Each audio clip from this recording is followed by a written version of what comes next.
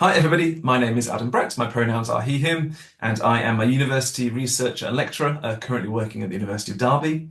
And in my role I do a few things. I teach on teacher training programs, so supporting primary, secondary and FE teachers, both in school and at the university.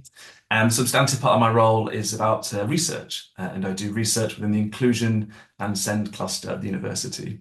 And we have a broad variety of research projects we work on, working with organisations, with schools, conducting kind of primary research with students and in educational settings.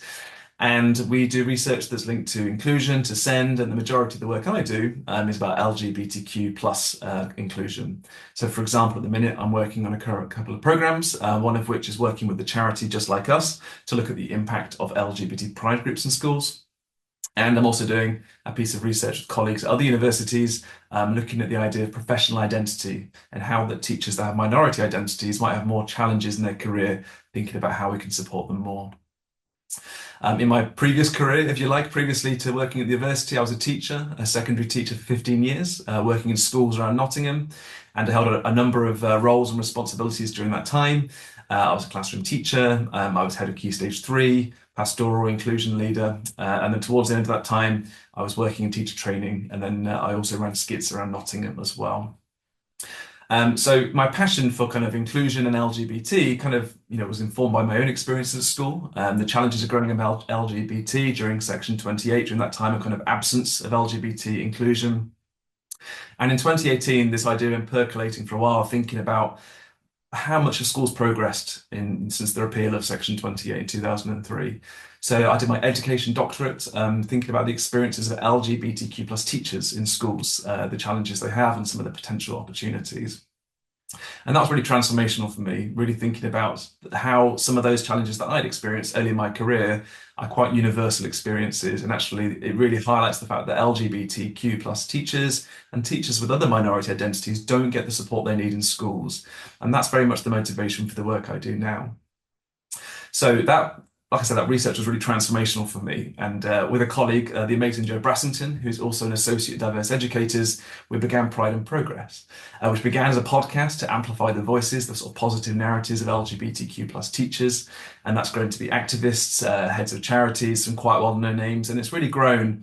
And it's been amazing to see the impact of that podcast. And I think it really speaks to the kind of need for this kind of support for teachers in schools. As a consequence of that, we were asked to write our book, Pride and Progress, which won an award. We were really lucky to win an award in 2023 for that. And it's been amazing just to see the impact that book has had on practitioners in schools. They've spoken about how learning through the theory, through the lived experience of the teachers and the sort of advice at the end of each chapter has allowed them to adapt their practice in schools and make their spaces more inclusive for themselves. I'm also the leader of the LGBTQ plus research network, a group of people who are conducting research in countries around the world. We've got over 250 members and we meet regularly to share research, to share best practice. And we've just co-edited a book together called The Guide to LGBTQ plus Research, which depending on when you watch this video, either is being released in January 2025 or has been released in January 2025. But it really examines some of the challenges, nuances and opportunities of researching with minority groups. So while it's LGBTQ+, a lot of that good practice links to the ways in which we might research and work with other minority communities. In terms of my approach to training and working with schools, I'm very much conscious that, of course, I was a teacher and I know how busy teachers are, how little time they have in the day and how many other things they have to think about.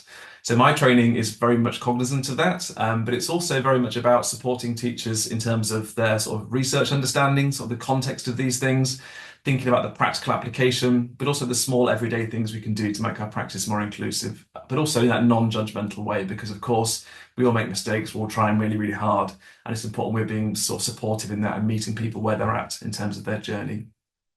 So that's just a little bit about me. Hopefully we'll be able to work with you one day, but if there's anything I can support you or your school or your educational context with in terms of inclusion, please do reach out to Hannah and the Diverse Educators team, and I hope to work with you one day.